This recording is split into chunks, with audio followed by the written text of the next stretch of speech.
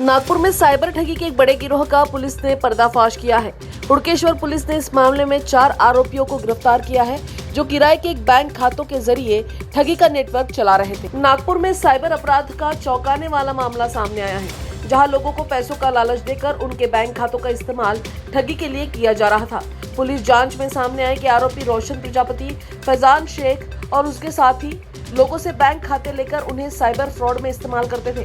बताया जा रहा है कि इस गिरोह ने अब तक 40 से 50 लोगों के खाते ठगों को उपलब्ध कराए हैं। मामले में एक रेस्टोरेंट संचालक अमित ठाकरे का भी नाम सामने आया है। फिलहाल पुलिस आरोपियों से पूछताछ कर रही है और इस नेटवर्क से जुड़े अन्य लोगों की तलाश जारी है। आने वाले दिनों में इस मामले में और भी बड़े खुलासे होने की संभावनाएं हैं। पवन राजेश धनवेज, वय 35 वर्ष, राहणार शताब्दी नगर, पोलीस ठाणे अजनी यांनी आमच्याकडे तक्रार दिली की यांनी bank overseas Indian overseas bank पांडेले आउट इथे एक अकाउंट काढलेलं होतं आणि त्यांना काही दिवसांनी माहिती पडलं की याच्यामध्ये काही ट्रान्झॅक्शन होत आहे।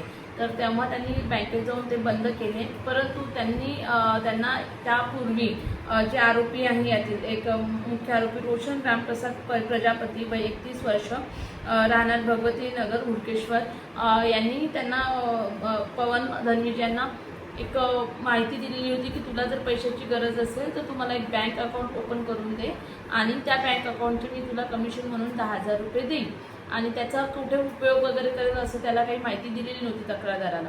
तर मग त्यांना पैशाची गरज होती आणि त्यांना असं वाटतं की हा काही गैरवापर करणार नाही, म्हणून त्यांना अकाउंट काढून दिलेलं होतं या बँकेमध्ये। आणि त्यानंतर काही दिवसानंतर त्यांना ही माहिती कळली होती की आपल्या याच्यामध्ये असं गैरवापर होत आहे, तेव्हा त्यांनी बंद केलं। तशा त्यांच्या तक्रारीवरनं आपण पोलीस स्टेशन हुडकेश्वर येथे अपराध क्रमांक 263/26 कलम 318(4), 316(2) BNS कलम 66 IT ॲक्ट 2000 अन्वये गुन्हा दाखल केला आणि त्या तक्रारीवरून आपण थोडा तपास केला असता आपण एकूण 4 आरोपी अटक केलेले आहे।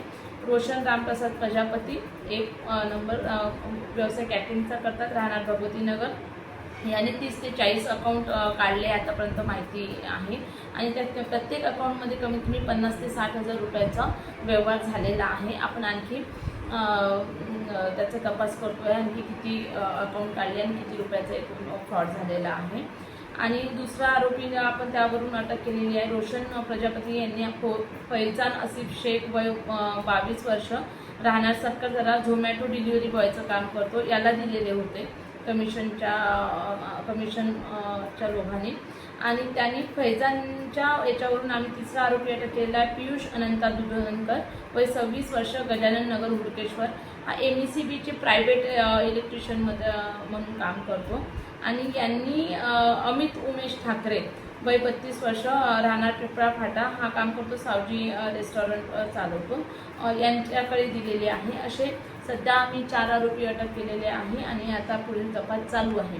आता आमचा पहिल्या तपासाअंतर्गत आम्हाला ही माहिती मिळालेली आहे की या अकाउंटचा वापर ऑनलाईन फ्रॉड्ससाठी हे लोक करत होते आणि त्यामधून यांनी पैसे मिळवण्यासाठी यांनी लोकांना फसवून त्यांना प्रलोभन दाखवून ह्या प्रकारचे कृत्य केलेले आहे।